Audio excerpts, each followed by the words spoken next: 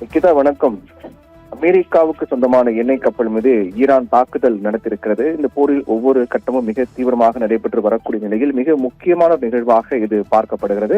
குறிப்பாக எண்ணெய் கப்பல்கள், அதே போன்று எண்ணெய் கிடங்குகள் உள்ளிட்டவைகளை குறிவைத்து ஈரான் அதிரடி தாக்குதல் மேற்கொண்டு வருகின்ற சூழ்நிலையில் அதன் தொடர்ச்சியாக இந்த தாக்குதலும் பார்க்கப்படுகிறது. ஏற்கனவே நேற்று தினத்தில் ஹோர்முஸ் ஜலசந்தி வழியாக வந்த 3 கப்பல்கள் தாக்கப்பட்டது. அது மிகப்பெரிய ஒரு சேதத்தை ஏற்படுத்தியது.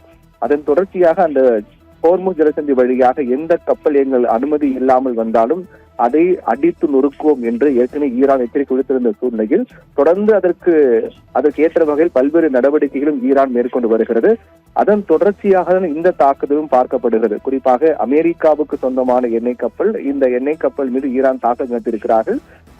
இந்த எண்ணெய் கப்பல் பெயர் சபேசியா விஷ்ணு என்று சொல்லப்படக்கூடிய எண்ணெய் கப்பல் மீதுதான் ஈரான் தாக்குதல் நடத்தியிருக்கிறார்கள். இது ஈராக்கின் கடற்பரப்புக்கு அருகே வந்து கொண்டிருந்த போதுதான் இந்த தாக்குதல் நடத்தப்பட்டிருக்கிறது. மிக முக்கியமாக இந்த தாக்குதல் எப்படி நடத்தப்பட்டிருக்கிறது என்றால் ஒரு தற்கொலை படை தாக்குதல் போன்று நடத்தப்பட்டிருக்கிறது. அதாவது வெடிபொருட்கள் நிரப்பி ஒரு படகை கொண்டு அந்த படகு அந்த வழியாக அனுப்பப்பட்டு அதன் மூலமாக சபேசியா விஷ்ணு என்ற எண்ணெய் கப்பல் மீது தாக்குதல் நடத்தப்பட்டிருப்பதையும் இந்த தாக்குதலுக்காக பயன்படுத்திய யுக்தியும் மிக ஒரு ஆபத்தானதாக பார்க்கப்படுகிறது. இந்த தாக்குதலில் இந்தியர் ஒருவர் பலியாகி இருப்பதாகவும் 15க்கும் மேற்பட்டவர்கள் மீட்கப்பட்டிருப்பதாகவும் உறுதிப்படுத்தப்பட்டிருக்கிறது. அந்த தாக்குதல் தொடர்பான காட்சிகள் வெளியாகி இருக்கின்றன. இந்த எண்ணெய் கப்பலில் பயணம் செய்த 15க்கும் மேற்பட்டவர் மீட்கப்பட்டிருந்தாலும் கூட ஒரு இந்தியர் பலியாக இருப்பது இந்திய தூதரகம் அதிகாரப்பூர்வமாக உறுதிப்படுத்தியிருக்கிறார்கள். இந்த ஒரு தாக்குதல் பொறுத்தவரையில் ஈரான் அவர்கள் எடுத்த முடிவில் பின்வாங்குவது இல்லை, தொடர்ந்து அதை நோக்கி சென்று கொண்டிருக்கிறார் என்பதுதான் இது காண்பிக்கின்றது. அமெரிக்காவின் கப்பலாக இல்ல, எந்த கப்பலாக இருந்தாலும் எங்கள் அனுமதி இல்லாமல் அந்த வழியாக வரக்கூடாது என்ற எச்சரிக்கை மிக தீவிரமாக அவர்கள் பின்பற்றுகிறார்கள் என்பதுதான் இது பார்க்கப்படுகிறது.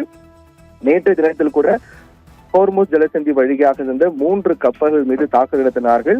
அது இந்தியாவுக்கு வந்த ஒரு கப்பலும் அடங்கும். இந்தியாவை நோக்கி வந்த ஒரு கப்பலும் அதில் அடங்கும். இப்படிப்பட்ட தொடர்ச்சியான தாக்குதலுக்கு மத்தியில் அமெரிக்காவின் கப்பல் தாக்கப்பட்டதும் அந்த கப்பல் தாக்குதல் தொடர்பான வீடியோக்களும் வெளியாக இருப்பதையும் அந்த தாக்குதலுக்காக ஈரான் பயன்படுத்திய யுக்தியும் மிகப்பெரிய பேச்சு பொருளாக மாறி இருக்கின்றது.